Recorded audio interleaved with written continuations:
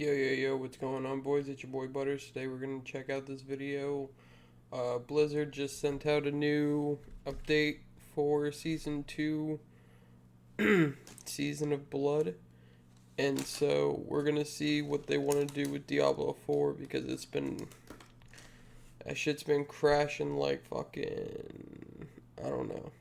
But it is not looking good for Diablo. So let's see what Blizzard's doing and if it's enough to keep people playing the game.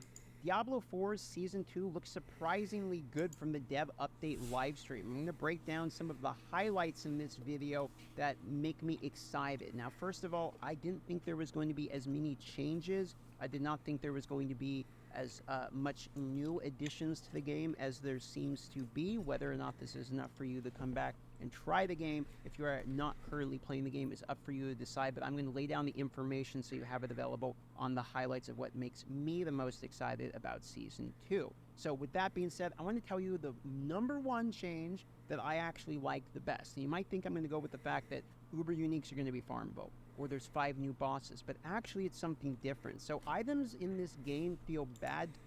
That's big, bro. Uber Uniques being like farmable? And we're getting new bosses, so like that's pretty cool. I'm down for that.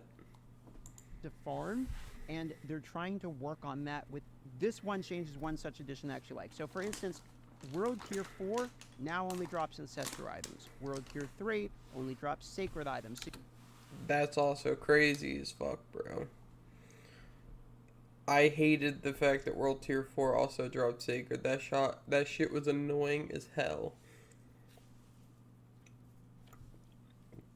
Sacred items don't matter once you're in World Tier 4, because once you're in World Tier 4, you're trying to go for those ancestral and those ancestral unique items.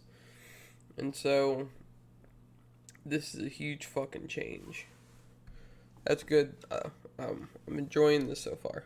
So you remember before when you're in World Tier 4 and you're getting Sacred, I'm like, why am I getting Sacreds when I'm on World Tier 4? Obviously, I just I'm said not going to this. use the Sacred. When you go into World Tier 3 and you start getting sacred items dropping for monsters, you will know Gems no longer drop directly as rewards. Now players will earn gem shard materials they can use at the jeweler to craft gems. Enchantment costs have been updated. Crafting materials will drop in place of lowered item power, normal magic, or rare. Equipment in World Tier 3 and 4, okay. no longer be having normal items dropping for monsters. The only items that will drop for monsters in World Tier 3 will be sacred in nature. Instead, when you would have got like a rare item before, you're going to get crafting materials that you can use instead. When you go into World Tier 4, only ancestral items will drop for you as you're playing. You will no longer see sacred items or normal items. Now it is easier to acquire the gear that you're looking for, which, yes, might make it easier for you to gear out your... It actually makes it a lot better in terms of, like, I think gameplay and like, inventory management wise. Because, one, you don't have to keep running back and forth to town to sell or break off or sell or scrap your gear that you don't need. But at the same time, you're also getting more useful gear and less useless gear, which is a good change. character in a game that's already easier to gear out the character. However, they're moving the goalpost and what the goal is for gear. So now Uber Uniques are actually going to be farmable, and they said that you will know people with Uber Uniques. You will absolutely know people that have Uber Uniques after this goes live, and there's a way for you to farm them specifically from going after Duriel. They are still very rare relative to other item types, but it's not like it was in the past. Like, you're going to see people in your clan. Are those new bosses? Is that Duriel right there, bro? That shit looks tight. Those are some cool designs. I like it. Got fucking, what, ice dragon beast thing? This thing just looks cool. I mean, that's terrifying. That's cool. I like that. And then you got this fucking skeleton and a knight. And that have Uber Uniques, you're gonna know people that have Uber Uniques. You have a way to hunt for these. They actually want these to be an acquirable piece of gear. You might ask yourself, how do I acquire the Uber Uniques? Well, it's fairly simple. There is a new Uber boss, which is easier than Uber Lilith, they stated, called Durio. In order to summon him, as well as other new bosses, you're going to need to acquire boss summoning materials, which will be tradable, effectively making trading in the game somewhat matter, because now there might be an economy around. By the way, I will be streaming. I will be playing season 2. It seems, because I'm enjoying these changes so far. I will be checking it out, and streaming it on twitch.tv/butters BUDDERZ. It'll be linked in the description box below. Getting the materials you want in order to farm the boss that maybe drops the unique you want. Because not only can now you farm the Uber uniques through the Uber Durio boss fight, but the new uniques coming to the game, for instance, Varshan, these new bosses have targeted unique. Varshan is a new boss from season 1, right? If I remember correctly, which it's cool that they're keeping in like the boss from season 1, because that's adding more content. That's good. Loot pools. So if you're looking for certain uniques, then you can actually target farm these bosses by doing specific things within the game. For instance, Tree of Whispers is going to give you the materials you need to summon Varshan, and Varshan will have a loot pool of unique. So if you want to go hunt Varshan, you need to go complete Whispers. There's chances for you to. Alright, what is this? So you enter World Tier 3, and let's say you go to Whispers. You can get Echo of Varshan, Nightmare Sigils, Capstone Dungeon 2, Helltide. Is this that skeleton guy? That sounds is this the Helltide's boss? Is this the new boss, the skeleton in the knight armor guy? Find like malignant creatures as you're completing Whispers in the overworld, and you'll also be able to get these new malignant body parts you need from completing Whisper bounty turn-ins. You'll be able to go and basically throw these materials into this new brazier that we've added to be able to summon Varshan back from the dead to fight him for the special loot that he has. Now you might say to yourself, well, DM, that doesn't really matter to me because uniques are dog shit in this game, to which I would agree with you. Well, here's the thing. They're actually changing uniques. So on the 10th, they're going to be doing another live stream, and yes, I will be live when it comes out to actually watch that one live. I will be home by then. Apologies for the bad audio.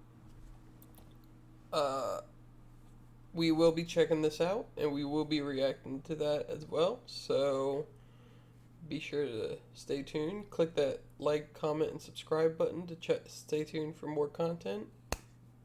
Let's get back into it. But uniques are going to change significantly, is what they state, and does that mean that uniques are going to be actually useful? Because that'd be crazy. that will be announced on the 10th with a full list of changes. We still actually have more to talk about. Yeah, we didn't talk about classes. We didn't talk about unique items. We didn't talk about unique item changes. We didn't talk about the damage buckets. And I will note, like, unique item changes, like I said before, like pretty much almost all unique items, or nearly all unique items, are getting some sort of update, which we will talk about on October 10th. Now you might be wondering, okay, this sounds good for normal standard gameplay, but what about the season coming up? So actually there's significant changes in the season as well. So for this season 2 is going to be both partly like Caged of Hearts, but also not like Caged of Hearts. So let me actually explain to you the differences here. So Caged Hearts go in the jewelry sockets. Vampire powers, it is a season of the blood, and there are 22 new vampire powers for you to choose from, are going to go into armor slots. Throughout the season, players are going to be able to acquire up to 22 vampiric powers as they play. And these are designed such that they are, unlike in Season 1, where with Malignant Hearts, we had a lot of very class-specific hearts baked in. We tried to make sure that the vampiric powers that players collect in Season 2. Vampiric power, terror level 1, place into the Sanguine Circle. When struck, you have a 10% chance to fear nearby enemies and slow them by 80% for 2 seconds. You are guaranteed to overpower enemies who are feared. Fear must be a new mechanic with season 2 with the vampire shit. This looks cool though. Sure. Are all class agnostic in nature.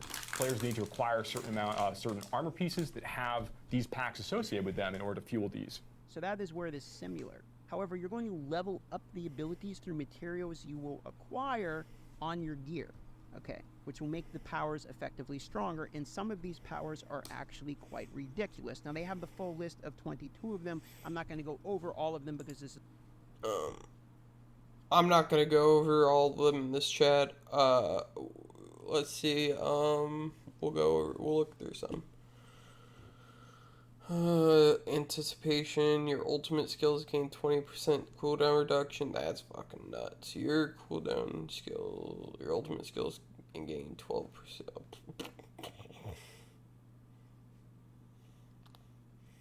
Okay, well, it's paused there.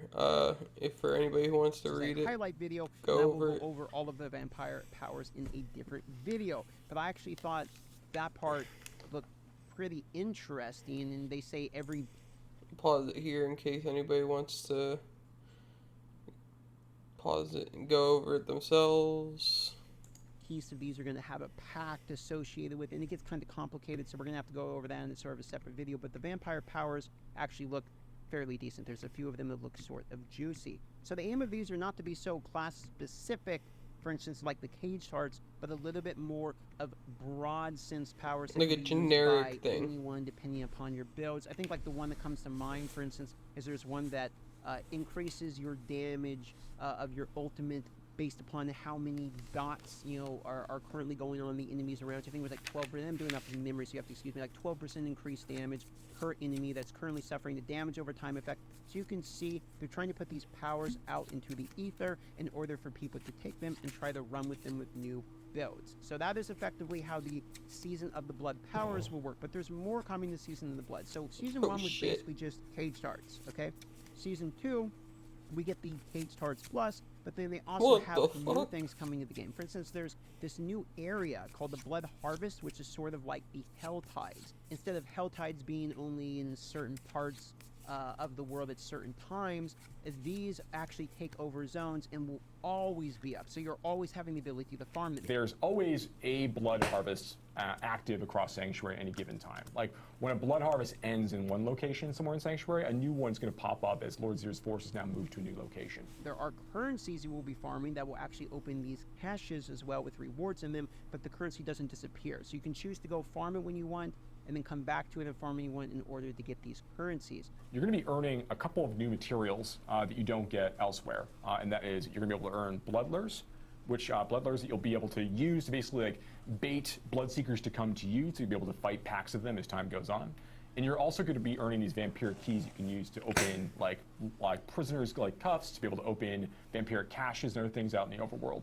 Now you're going to earn blood lures, which are going to bring in something called blood seekers. The way I understand the explanation of these are like NPC players. So it's not real players, but they're basically based around player classes. So like there's a barbarian, and the barbarian will use skills like whirlwind. There will be necromancers, things. So you can summon these and fight the like the classes. Like you could summon like a sorcerer and just fucking fight it. That's fucking cool.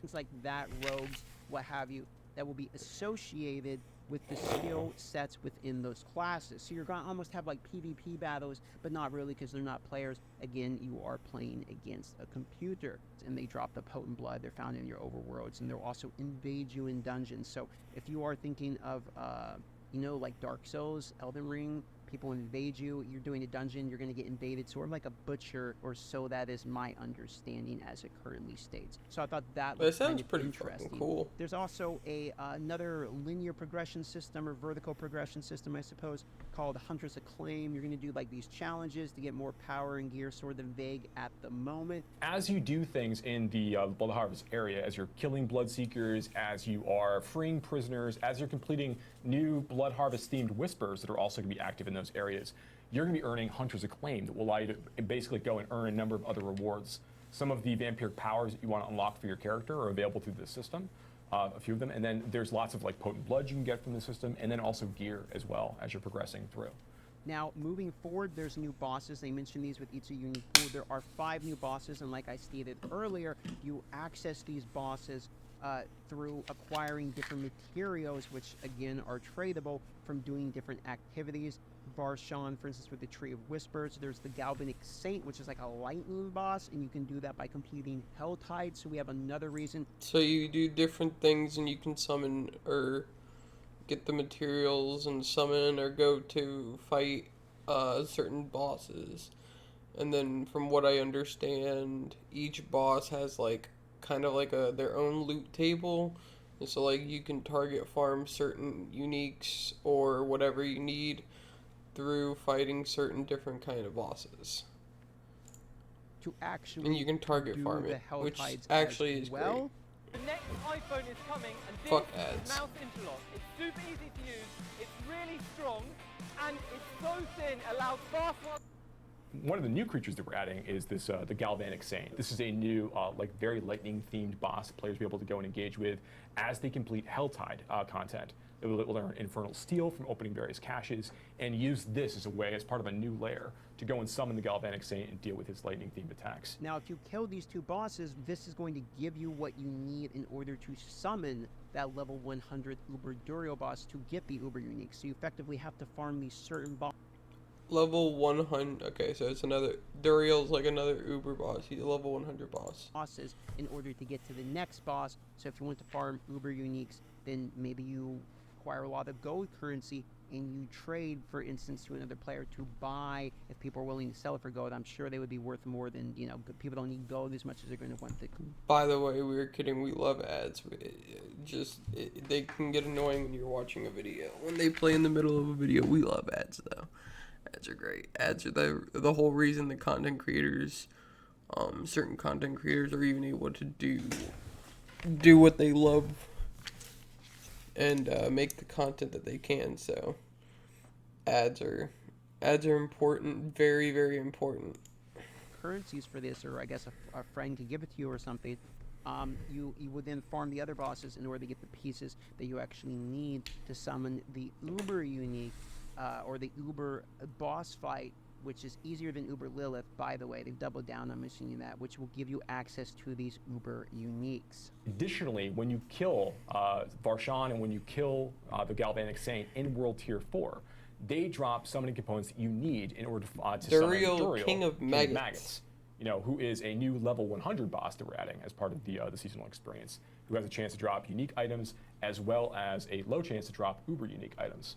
There's also like an Ice Beast. You get pieces to summon him through the Nightmare dungeons that are tier 30 plus. So we have another loot system through the Nightmare dungeons. So if you're looking to fight that boss in particular with the uniques, again, there's unique loot pools, and the uniques will change to hopefully be better, so the itemization feels better. If you're looking to acquire those uniques, you can get those through doing the Nightmare dungeons. So the Beast in Ice is a new boss that you can go and summon after you start completing Nightmare dungeons higher than tier 30. So tier 31 plus Nightmare dungeons, you know, level 85-ish monsters and so on from there. There's chances for the components that you need to drop at the end of the Nightmare dungeon. So this is should be 31 when it's connected to Beast, because he said 31, not 21. You'll be able to use to make a new special Nightmare dungeon key that explicitly brings you to the Beast in Ice's lair. Now here's the cool thing I thought they did on this one, is because the Duriel is summoned through getting Varshan in World Tier 4 and Gregorio in World Tier 4. This means you're not gated by having to farm Nightmare dungeons in order to get Uber Unique. So even though Nightmare dungeons are already the goated, they did make them more goated by adding Uber Unique gatekeeping through Nightmare dungeons. I thought that was a smart decision. There's the story boss, Lord Zier. I wasn't 100% familiar with the loot that's going to be associated with that one, since it is sort of the story boss to Season 2. However, there's also an Uber version called Lord Zier, which you'll get by doing world bosses as well as Legion events. While you will be able to confront like a story version of Lord Zier as you go through the quest line in World Tiers 1 and 2, there is a much more difficult, challenging version of Lord Zier that you'll fight in World Tier 4. once you're ready for that content, and you'll be able to access and summon forth Lord Zero this way as you kill world bosses in World That's pretty fucking cool. I'm not gonna lie, that's a pretty cool idea, right?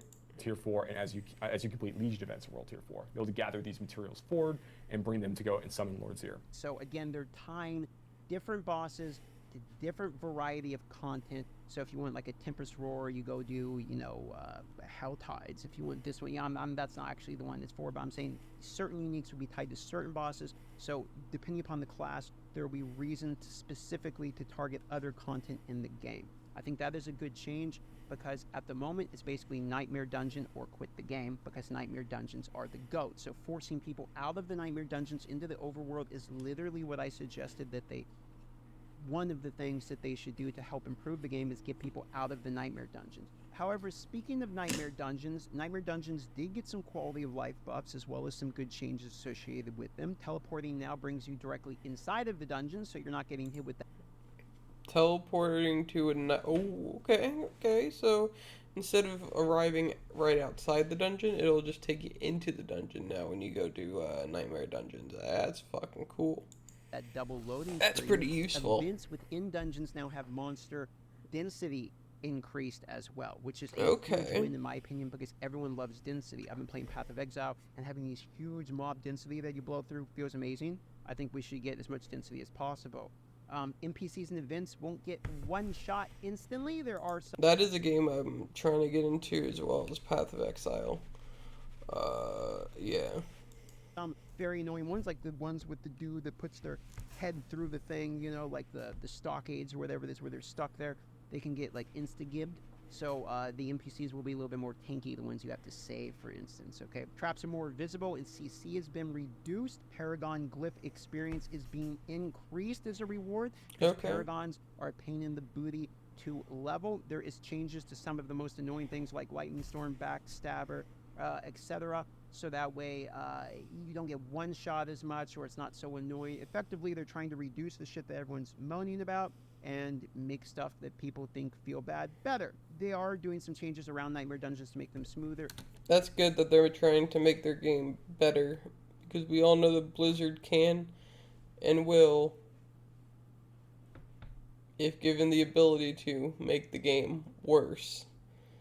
And you can look at a game and be like, I don't know how it can get worse. Blizzard might find a way. But what I will say is, this looks good. This is really a step in the right direction for Diablo, and I'm excited to play Season 2 and see the different changes. Plus, we haven't even seen what they're doing for classes and shit like that. And better, while trying to still incentivize you to go outside of the Nightmare Dungeon. So I like that they're still improving quality of life on a part that's an already too important part of the game, but then while still making that better, they're forcing you outside the Nightmare Dungeon. I think that was a good decision in my own personal opinion. Survival of the fittest, my guy. You want respect in here? You gotta get ripped. Try these. Welcome, you guys. This is the Rift Stick.